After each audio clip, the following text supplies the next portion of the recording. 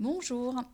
Alors aujourd'hui, je vous propose la lecture du très bel album d'Anne Herbeau qui s'appelle Il va pleuvoir.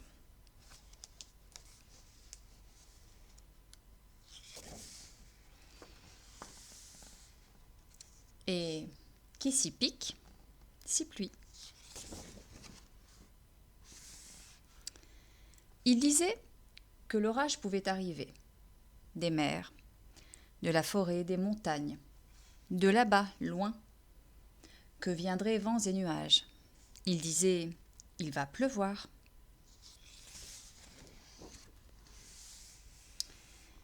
Il vivait dans une coquette maison douillette.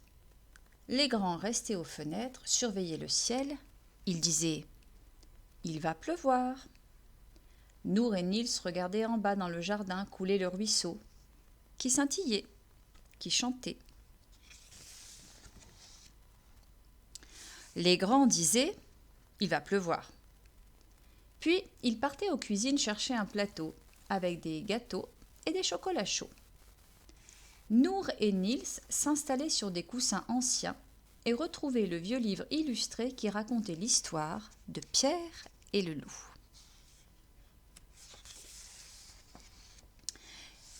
Ils n'avaient jamais vu de loup. Ils ne connaissaient que les deux chiens de faïence dans l'entrée, qui ne bougeaient pas. Les grands tournaient dans leur tasse et la porcelaine teintait. Puis ils buvaient distraitement leur café et parlaient des prévisions du temps.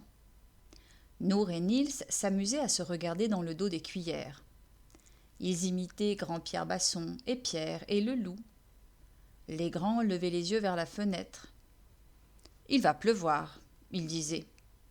Ils avaient des ombres sous les yeux quand ils disaient cela, et des nuages dans leurs phrases, entre leurs silences. Il va pleuvoir. Nour et Nils regardent la rivière. La rivière n'a pas d'ombre. Elle change tout le temps.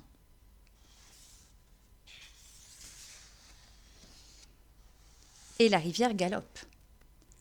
La pluie, tant tombe. Et le ruisseau murmure. Attends, entends, la pluie allonge les jours. Nour et Nils se regardent. La pluie allonge les jours. Ils regardent l'eau qui file et danse. Nour et Nils décident de partir.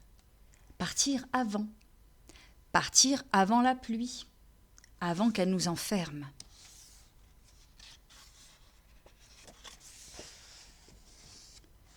Les chiens de faïence n'ont pas bougé.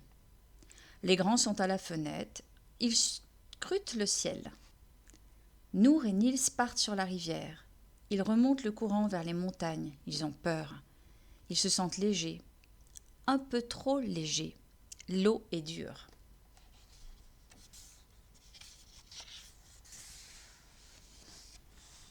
La rivière gronde, gonfle soudain.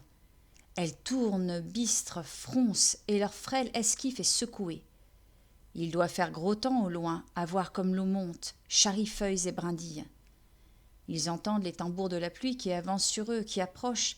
La pluie tombe à verse. Ils se réfugient sur la berge.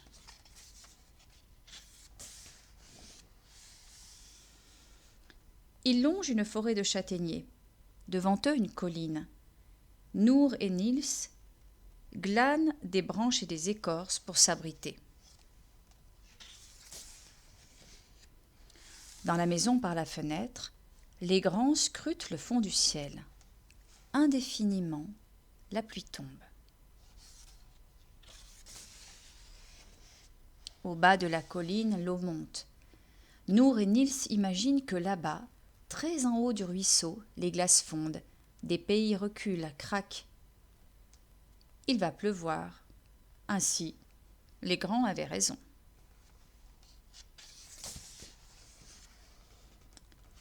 La nuit tombe, la pluie a cessé. La lune sourit. Il grille des châtaignes. Le feu crépite, claque, jette dans le ciel des volées d'escarbilles. Nils s'endort. Un bruit de mer entre dans son rêve comme un ressac dans la forêt qui tangue. Nour reste éveillée. Elle se sent bien. La terre sent l'eau. Les dernières braises palpitent. Mais elle pense à la maison. À l'aube, elle observe l'intermittence des branches à travers le feuillage.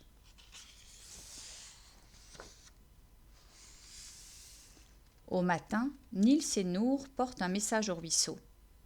Et la rivière, redevenue claire, porte au fil de l'eau. Tout va bien, tout va bien. On est sur une colline, dans un abri de bois. On voit les montagnes au loin, il a plu. Le même ruisseau court entre nous.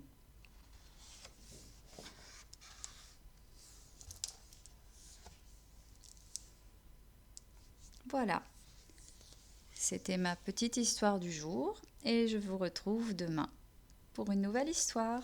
À bientôt.